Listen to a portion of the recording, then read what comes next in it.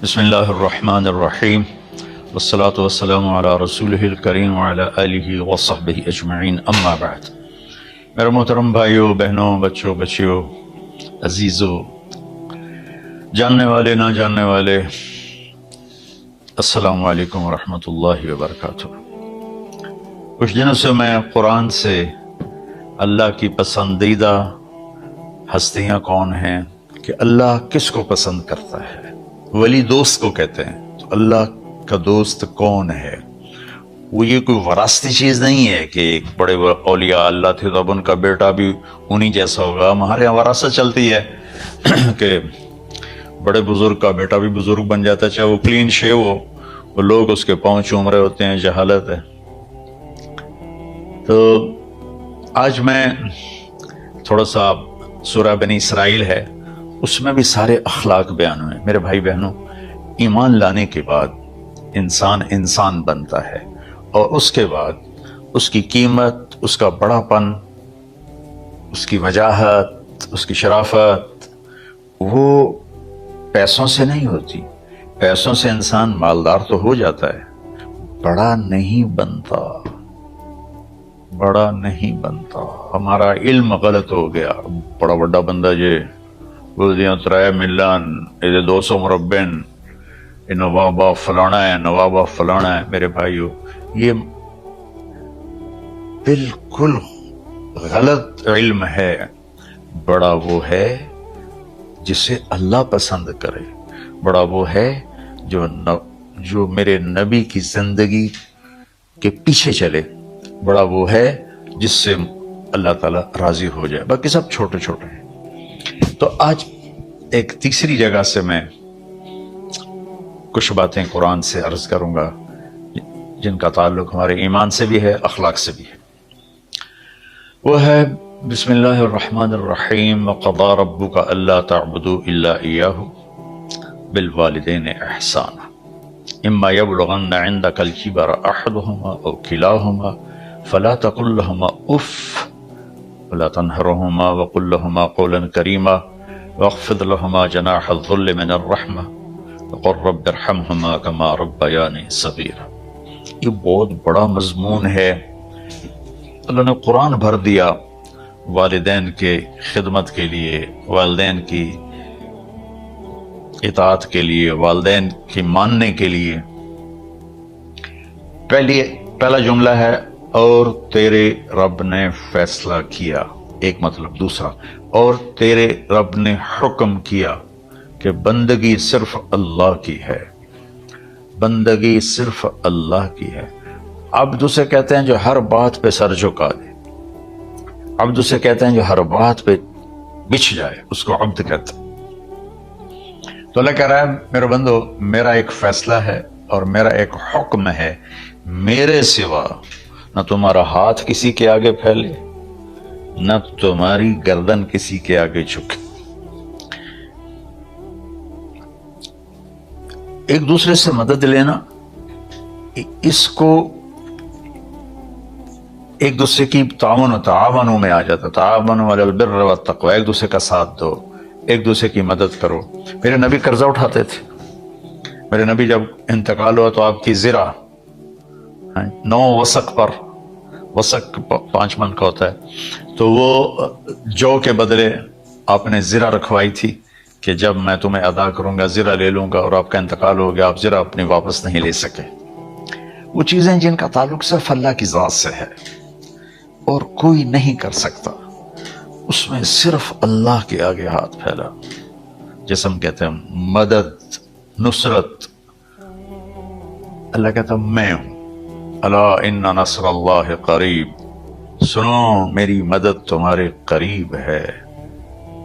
تو اللہ تعبدوا الا اياه، بس ایک چھوٹا سا جملہ اللہ نے یہاں کے، چونکہ یہاں اللہ نے والدین اور اخلاق بتانے تھے تو اپنے لیے صرف ایک جملہ بولا، باقی باتیں بھی اللہ کے لیے ہیں، لیکن اللہ نے میری بندگی، اس بندگی سے مراد 5 وقت کی نماز نہیں ہے، حج، روزہ، زکوٰۃ نہیں ہے اس کی مراد، یہ ساری باتیں داخل ہیں۔ اور اس کے ساتھ 24 گھنٹے کی زندگی اللہ کی مرضی پر گزارو، نفع آئے تو شکر ادا کرو، نقصان ہو تو صبر کرو، برداشت کرو، پھر بھی شکر ادا کرو۔ کہ میرا رب یہ کہہ رہا ہے کہ میں نے صرف اللہ سے تعلق جوڑنا ہے. اللہ کے نبی نے اپنے چچا زاد بھائی عبداللہ بن عباس سے فرمایا کہ یا غلام، اے نوجوان، اسی کا بکلمات فاحفظہ، میں تمہیں چند باتوں کی وصیت کرتا ہوں. کیا؟ احفظ اللہ، احفظ اللہ یحفظک اللہ، یحفظک اللہ، اللہ کے اوامر کی حفاظت کر، اللہ تیری حفاظت کرے گا. احفظ اللہ تجدہ تجاہک، تو اللہ کے اوامر، اسلام، حلال حرام کی پہچان کر کے زندگی گزار تو اللہ کو ہر وقت تو اپنی مدد کے لیے تیار پائے گا. اور لمبی حدیث ہے، عشاء کی نماز کا وقت ہو رہا ہے، اس میں وہ جملہ جو اس میرے مضمون سے متعلق ہے، وَإِذَا سَأَلْتَ فَاسْأَلِ اللَّهِ، جب بھی مانگو اللہ سے مانگو، جب بھی مانگو اللہ سے مانگو. اللہ کے سوا کوئی دینے والا نہیں ہے، صرف اللہ ہے دینے کے لیے. وَإِذَا اسْتَعَنْتَ فَاسْتَعِنْ بِاللَّهِ، اور جب مدد کے لیے ہاتھ اٹھاؤ تو صرف اللہ کو پکارو. جب ضرورت حاجت کے لیے، مدد کے لیے ہاتھ اٹھاؤ تو اپنے اللہ کو پکارو. تو یہ حدیث کی بات بھی ہے اور یہ قرآن کی بات بھی ہے. اس کے بعد آگے اللہ کہتا ہے وَبِالْوَالِدَيْنِ إِحْسَانًا، اور اپنے والدین کے ساتھ احسان کرو. احسان کا کیا مطلب ہے؟ اللہ آگے اسی کی تشریح کر رہا ہے. ویسے احسان کا مطلب عربی میں ہوتا ہے، یہ جو ہمارا اردو کا احسان ہے، میں تیرے تو احسان کی تو مالک کی کر رہے ہیں، یہ بھی مطلب ہے، لیکن احسان کا اصل مطلب ہوتا ہے احسان حسن سے ہے. حسن سے الف، دو الف ملے اور احسان بن گیا. احسان کا مطلب ہوتا ہے کسی بھی کام کو جو دنیا کا ہے، دین کا ہے، اسے انتہائی خوبصورت طریقے سے کرنا. جیسے کسی دلہن کا میک اپ ہوتا ہے نا، تو 5-6 گھنٹے 4 گھنٹے کے بعد وہ کہتی ہے، جو ہوتی ہے اس کا میک اپ کرنے والی، کہ جی بس یہ مکمل ہو گیا ہے اور اب اس سے آگے نہیں ہے. تو آخری انتہا، اچھائی کی آخری انتہا پر پہنچ کے کام کرنے کو احسان کہتے ہیں. تو میرا اللہ کہہ رہا ہے میرے بندو، اپنے والدین کے ساتھ وہ کرو کہ جو بھلائی کی، خدمت کی، ماننے کی آخری حد ہے. سبحان اللہ. وبالوالدین احسان، بالوالدین پہلے ہے، احسان بعد میں ہے. اللہ تعالیٰ نے باقی سب کو پیچھے کر کے فرمایا کہ دیکھو خاص طور پہ ماں باپ کے ساتھ وہ رویہ کرو کہ ان کے دل سے دعائیں نکلیں. چند دن پہلے ایک والد یوں ہاتھ اٹھا کے کہہ رہا تھا اپنے بیٹے، اکلوتا بیٹا، میں منگنا اللہ کو دو، اللہ تینوں چاہ لگے. باپ بیٹے کے لیے یہ دعا مانگ رہا تھا اور بیٹا اکیلا ہے، یہ بد دعا باپ کر رہا تھا. تو بھائیو ایسی اولاد نہ بنو جس ماں نے پیٹ میں 9 مہینے اٹھایا، پھر جننے کی تکلیف برداشت کی. ایک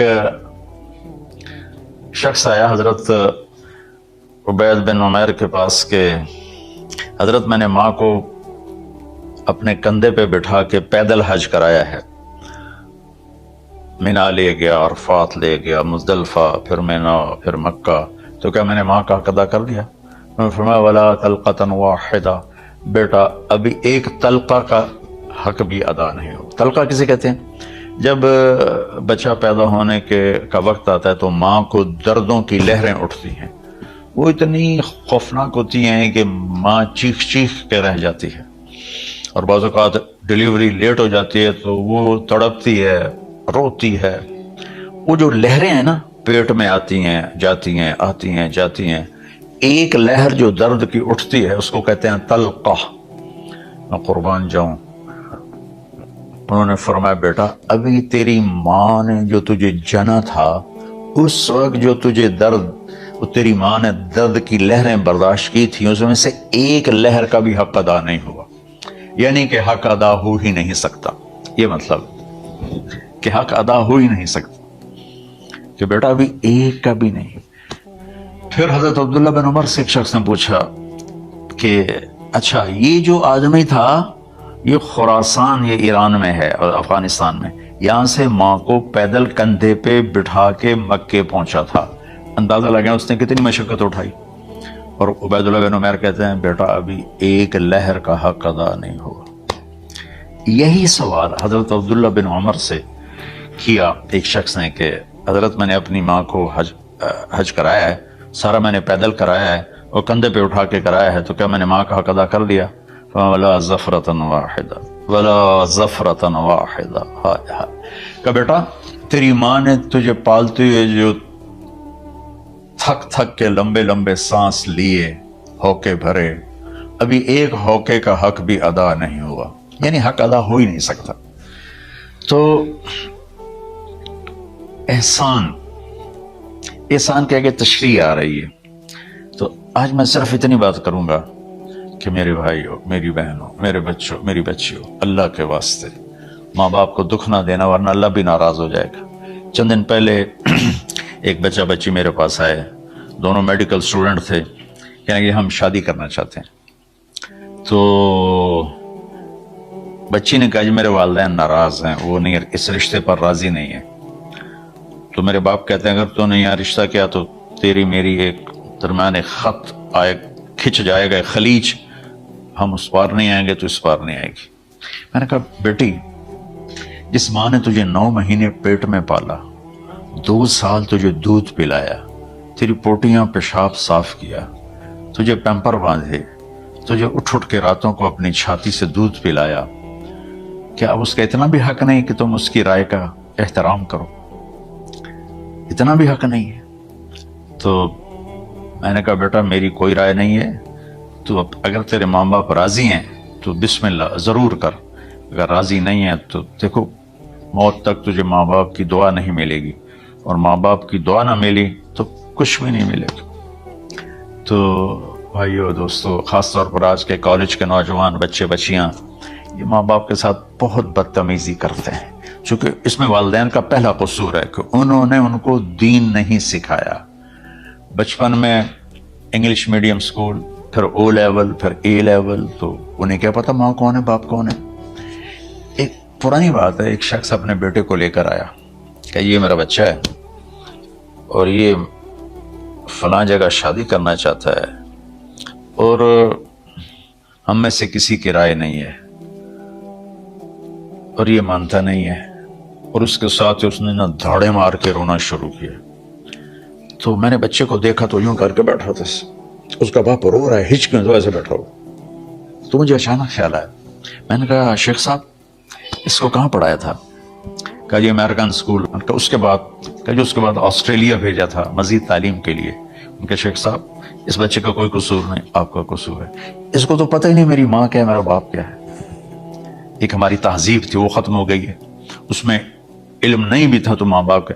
میں نے اپنی آنکھوں سے دیکھا, میں نے اپنے دادا کو دیکھا لیکن وہ یاد نہیں, لیکن جو میرے دادا کے چھوٹے بھائی تھے ان کو میں سنبھلتا ہوں, ان کو میں نے دیکھا ہے. 3ری 4تھی جماعت تک میں تھا, 61 میں ان کا انتقال ہوا, میری 9 سال عمر تھی.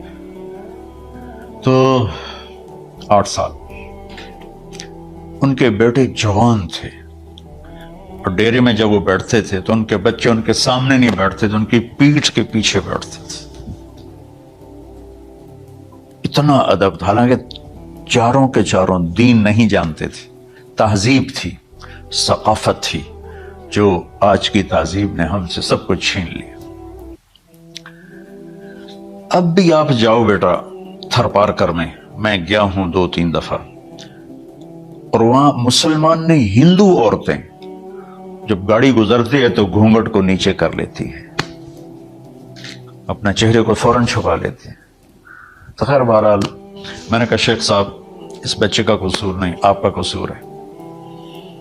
تو میرے بچوں اپنے ماں باپ کو خوش کرو, راضی کرو. ان کا راضی ہونا اللہ کی رضا ہے. میں اس کی تفصیل انشاءاللہ آگے بتاؤں گا. آج میں صرف اتنا ہی میں نے تمہید باندھی ہے کہ ماں باپ کا کیا مقام ہے, ان کی کیا عزت ہے. ایک شخص آیا, یا رسول اللہ میرا باپ میرے پوچھے بغیر میرا مال خرچ کر لیتا ہے. آپ نے کہا بلاؤ. چونکہ بچے کا ذاتی مال اگر ہو تو شرع کے لحاظ سے باپ پوچھ کے استعمال کرے, بغیر پوچھے استعمال نہ کرے. جب اسے پتہ چلا کہ میرے بیٹے نے شکایت کی ہے، تو عرب کی شاعری تو مشہور تھی، انہیں دل میں کچھ اشعار پڑھے. جو آیا تو جبریل پہلے آ گئے، یا رسول اللہ، اللہ تعالیٰ کہہ رہے ہیں آپ اس سے پوچھیں وہ شعر بتاؤ جو تیرے کانوں نے تو نہیں سنے، تیرے دل میں آئے تھے اور اللہ نے سن لیے. تو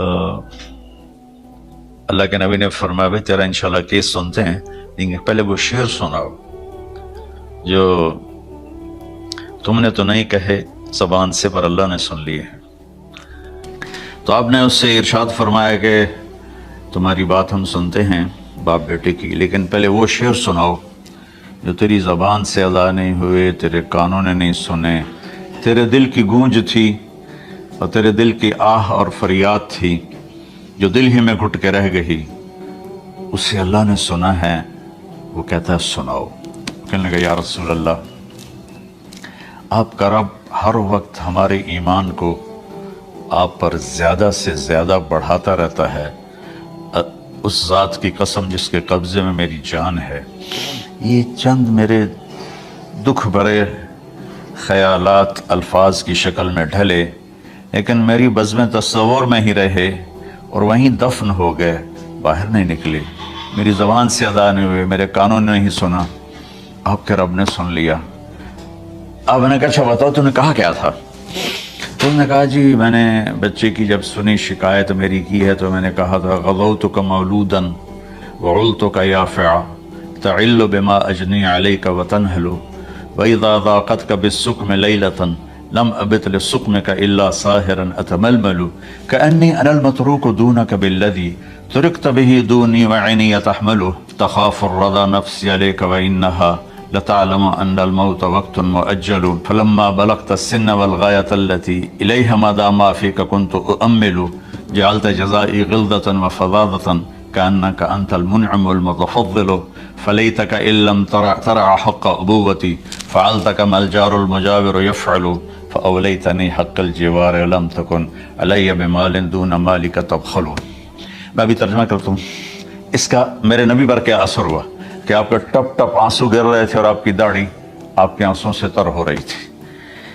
یہ اتنا فصیح کلام ہے کہ عربوں کو بھی پسینہ آ جائے گا ترجمہ کرنے کے لیے. تو میں تو عربی نہیں ہوں، لیکن یہ فخر تو حاصل ہے، بھلے ہیں یا برے ہیں، دو چار قدم ہم بھی تیرے ساتھ چلے ہیں. کچھ عرصہ اہل علم کی محفلوں میں بیٹھے، کچھ زبان کی شناسائی ہوئی، تو میں اپنی کم مائگی کے ساتھ اس کا ترجمہ کروں گا. وہ کہتا ہے غزوتک مولودا وعلتک یافعا تعل بما اجنی علیک وتنہل. میرے بیٹے، جس دن تو پیدا ہوا ہم نے اپنے لیے جینا چھوڑ دیا. ہوئے ہوئے ہوئے ہم تیرے لیے جیے. تیری ماں تجھے دودھ پلاتی تھی، میں تیرے لیے روٹی کے نوالے لاتا تھا، میری ساری کمائی پہلی اور آخری سب تیرے اوپر لگتی تھی. تجھے خوش دیکھتے تھے تو خوش ہوتے تھے، تجھے روتا دیکھتے تھے تو ہم روتے تھے. وَإِذَا ضَاقَتْكَ بِالسُّقْمِ لَيْلَةً لَمْ أَدْلِ سُقْمَكَ إِلَّا سَاهِرًا أَتَمَلْمَلُ. جب تو کبھی بیمار ہو جاتا تھا تو تیرے سرانے بیٹھ کر ہم ساری رات روتے تھے اور دعائیں کرتے تھے، یا اللہ ہمارے بچے کو بچا لے، ہمارے بچے کو صحت دے دے. اس تڑپ میں ساری ساری رات میں جاگتا تھا. تیرے لیے میں نے اپنا سب کچھ لگا دیا، اپنے لیے جینا چھوڑ دیا، اپنی خواہشات کو دبایا، تیری ہر خواہش کو پورا کیا. تجھے مسکرانے کے لیے، تجھے ہنسانے کے لیے میں دھکے دھوڑے کھاتا رہا. کبھی گرمی لو کی جھلسا دینے والی ریت اور کبھی سردی کے سرد ہوا کے تھپیڑے، لیکن میں ان دونوں سے گزرتا ہوا تجھے پالنے کی خاطر اپنے آپ کو کھپاتا رہا.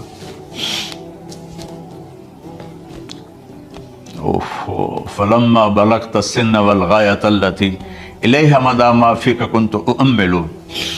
بیٹا میں نے اپنے ہڈیوں کا رس بھی تیرے اندر ڈال دیا. صرف کمائی نہیں، میں نے اپنے ہڈیوں کا رس تیرے اندر ڈالا. میں نے جو کچھ تھا تیرے اوپر قربان کیا. تجھے مسکراتا دیکھ کر میں اپنے غم بھولتا تھا، تجھے ہنستا دیکھ کر مجھے دکھ بھول جاتے تھے، اور پھر آہستہ آہستہ آہستہ میری ہڈیوں کا گودا، میری کمائی تیرے اندر گئی، اور تو ایک خوبصورت درخت کی طرح بڑھتا چلا گیا، بڑھتا چلا گیا، بڑھتا چلا گیا، بڑھتا چلا گیا، اور میری بڑھاپے نے کمر جھکا دی اور میں جھکتا چلا گیا، جھکتا چلا گیا۔ میرا خیال تھا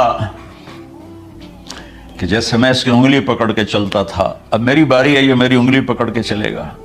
جیسے میں اسے سینے سے لگاتا تھا، پیار کرتا تھا، جھولے جھلاتا تھا، باغ میں لے جاتا تھا، یہ ساری اس کی تعبیرات کے اندر داخل ہیں، الفاظ میں نہیں ہیں۔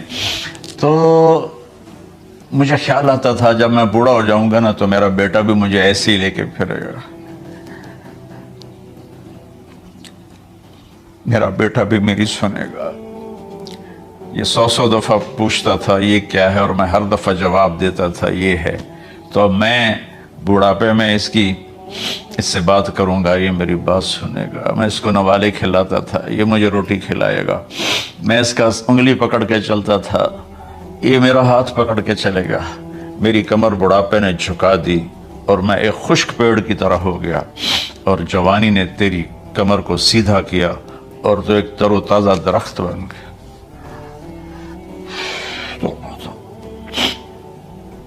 تو مجھے خیال آیا کہ میں نے 20 سال اس بچے کو پالا ہے، ابھی اپنی ماں اور باپ کو دیکھے گا، لیکن ایک دم اچانک کیا ہوا؟ فلما بلغت السن والغایۃ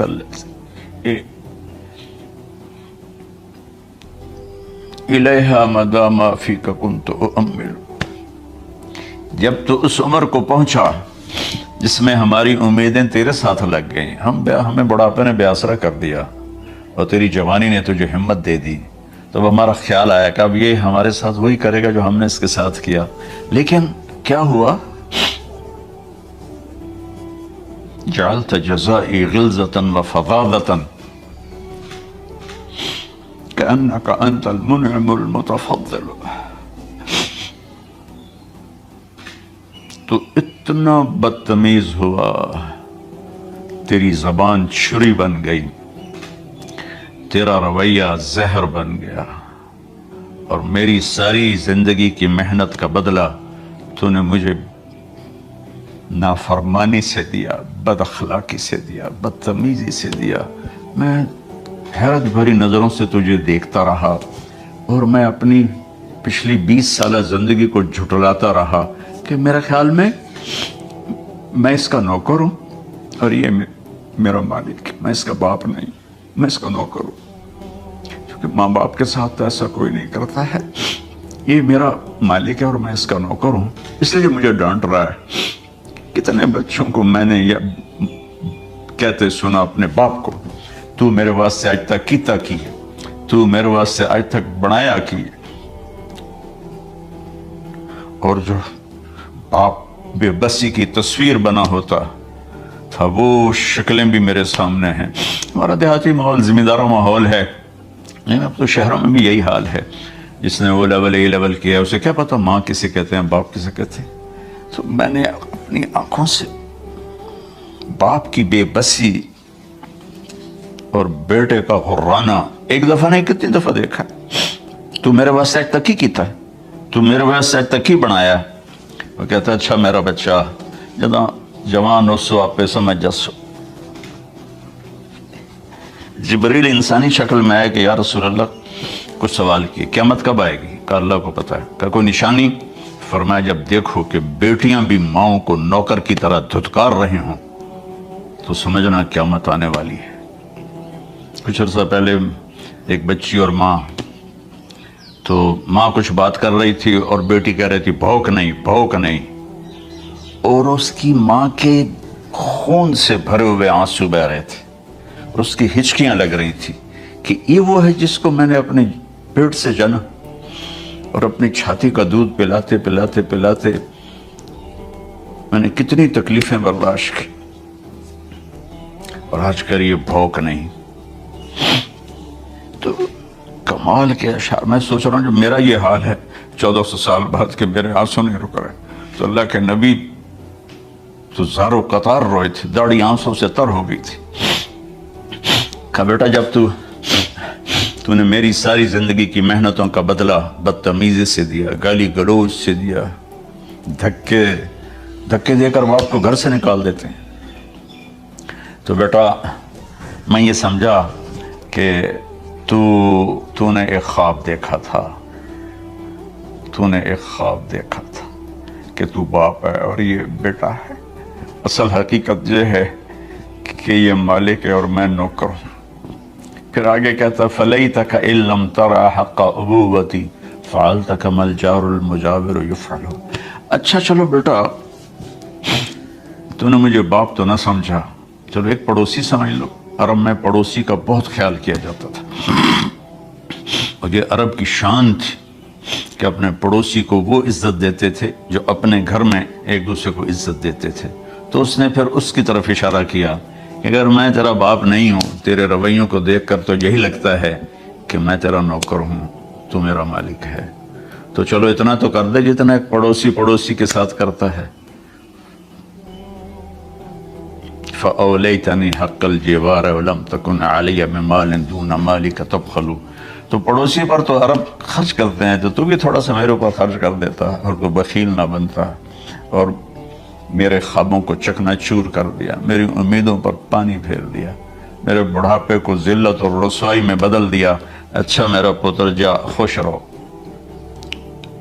माँ बाप कहाँ बददुआएं करते हैं। तो मेरे नबी की आंखों से आंसू ये सारी दाढ़ी तर हो गई। तो आपने उसके बच्चे को गिरबान से पकड़ा और झटका देकर धक्का देकर दफा हो जा, अंत व मालुका लिअबीक, तू और तेरा सब कुछ तेरे बाप का है। हज़रत अली रज़ी अल्लाह तआला अन्हु से किसी ने पूछा कि आपके बेटे हसन कैसे बेटे हैं?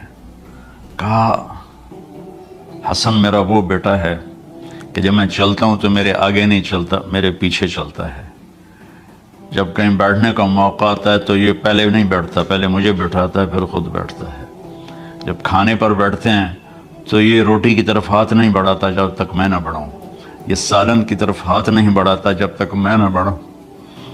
मैं कमरे में हूँ तो ये छत पे नहीं चढ़ता कि मेरे बाप की बेअदबी हो जाएगी। मैं हालांकि छत पे चढ़ना ज़रूरत के लिए होता है, लेकिन कुर्बान जाएँ अहले बैत के ऐसे ही अखलाक होते हैं, आले रसूल ऐसे ही होते हैं।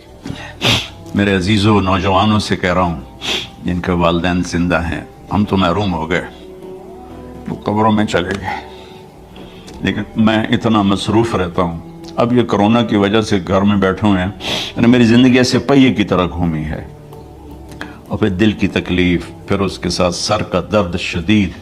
इसके बावजूद मैं रोज़ाना 10 नफल अपने बाप के लिए पढ़ता हूँ, 10 नफल अपनी माँ के लिए पढ़ता हूँ और 4 नफल अपनी खाला के लिए पढ़ता हूँ कि सारी ज़िंदगी सजदों में सर रख के उसका सवाब माँ बाप को पहुँचाऊँ, तो माँ बाप का हक़ अदा नहीं हो सकता।